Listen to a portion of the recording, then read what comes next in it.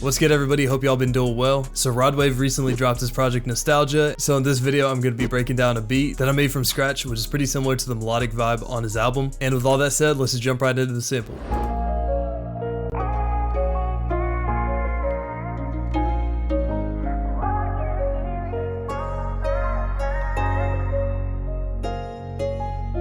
So the first thing I got was this piano from Keyscape, specifically the Cinematic LA Custom preset. I just wanted a piano sound that had a really full sound and a little bit of reverb on it. I started by putting my tempo to 163 beats per minute. Usually Rodwave's pain beats are anywhere from like 150 to 170. So going into the actual MIDI of the pattern, it looks kind of complicated just because there's a bunch of different octaves. Once we go in depth a little bit here, it's actually super simple. So the first thing I started with were my bass notes. This entire sample was made in A sharp minor, so I started with my root note of A sharp. And for the second half of the pattern, I went down to the 6th note in the scale, or F sharp, and to tie the first half of the bass notes with the second half, I put in these middle notes here, which are the 7th note in the scale, or in other words, the note that's directly in the middle of these two. Once I had these, I highlighted them and I copied them down an octave using shift click, and then did the same thing. I highlighted them and copied them down. As I kept dropping the octaves, I also lowered the velocities of the notes. How I did this is I just select each octave of the notes and then hold Alt and scroll up and down to change the note velocity. So just these bass notes by themselves sound something like this.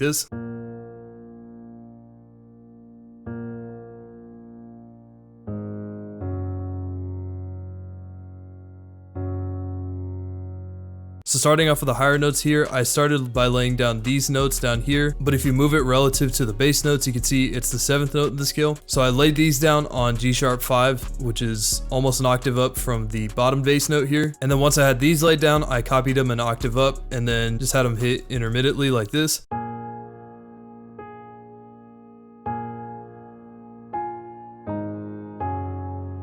And I threw in a bit of a switch up at the end of the first half of the pattern just so that it keeps it a little bit fresh because the middle notes got a little bit repetitive. So bringing back the rest of the melodic notes, for the most part, these are pretty much identical for both the first half and the second half. I might have just changed up a couple of these notes over here. With these, I didn't really think too much. I was just trying to put in filler notes between these octave G sharps that were also in A sharp minor. And overall, I was just trying to catch a vibe with these. I wasn't trying to do anything too out of the ordinary. So if you have notes within the melody where a half step down, the notes aren't in key anymore, you can make a really small note on the note that's out of key. So in this case, it's D. D sharp is the note that's in key with A sharp minor. And what you could do is you could just put this right before it and then turn the velocity really low. And this gives it this strum effect as if you're playing it in live. I think I originally played this in live, but then when I went back and tweaked it, I just did it manually. But overall, I was just trying to catch a vibe with the notes, just play around with the different notes within the scale. If it's easier to play them in on a MIDI keyboard, go for that, just whatever works. And the last thing I did to this melody was just add these little top notes in here just to accent what we already have, and overall just put the final touches on the sound.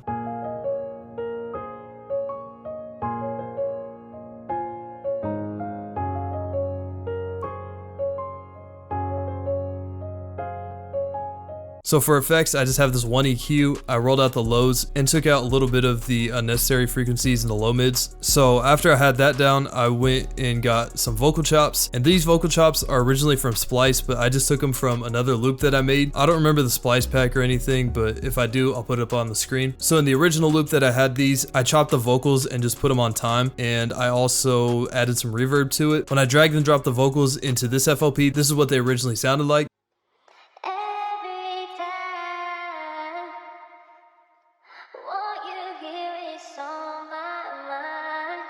Keeping you close, I've been thinking on my mind.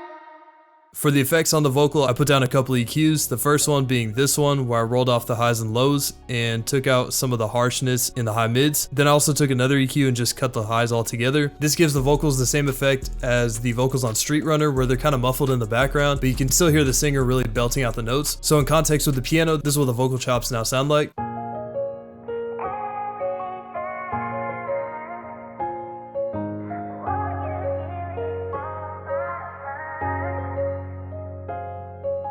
The next sound I want to talk about is the guitar, and this guitar I actually played in live. I just recorded my Nylon Guitar with my phone and then just put it into FL Studio, and in here I just chopped up all the different parts that I wanted. I already know you're looking at this and you're probably thinking, I can't play guitar to save my life. Listen bro, it's been like a year. I'm hell out of practice, bro. Give me a break. So I'll go ahead and play the original dry guitar melody.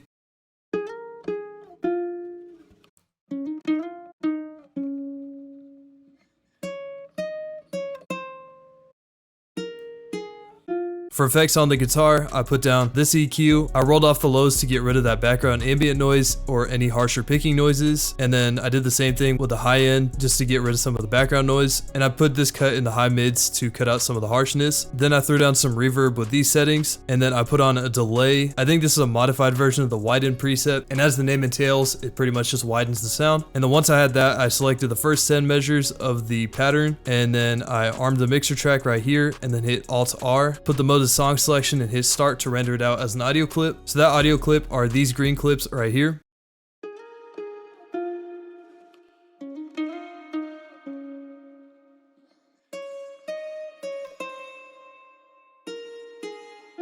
So now moving on to the last couple sounds. These are pretty much just like accent or auxiliary sounds to what we already got. So the first of these last couple sounds is my sub bass, specifically the green Taurus bass from Omnisphere. And I also went into these A and B sections and turned the release all the way down. For the actual notes, it pretty much just follows those bass notes from the piano melody.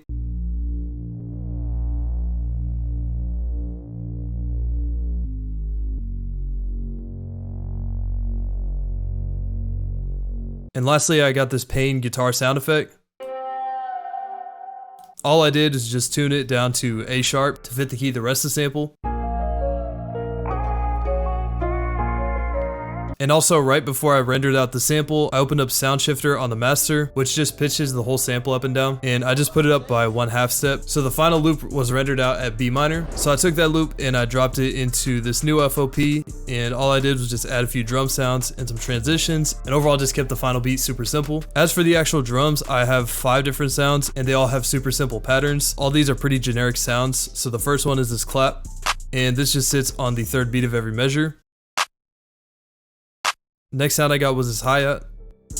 I just put down these 2-step hi-hats with the staggered notes. I put down these couple rolls using the 1/2 step snapping. And I put down these couple rolls right here using the 1/6 beat snap to grid.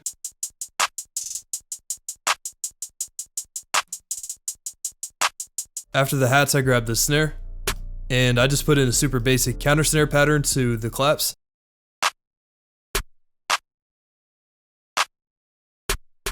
Then I put down an open hat and just had this hit on the 4th beat on the 2nd, 4th, and 6th measures. And on the 4th measure, I pitched it down and turned the velocity down a little bit. Moving on to the last pattern, I just took a spins 808 that's a little bit boosted. And I put this super simple pattern down. And if I put these notes up an octave, it looks pretty much identical to the bass notes from the piano and the sub bass. So overall, I just kept the general concept for the bass notes the same across the board. The only change that I made is I just took these first few notes and dropped them an octave. Not only is this to create a little bit of variation, but also the 808s at the high octaves just sound kind of funny with the rest of the beat. Overall with this, I didn't put any fancy rolls in, nothing else like that. Just kept it super simple and just let it rock with the rest of the beat.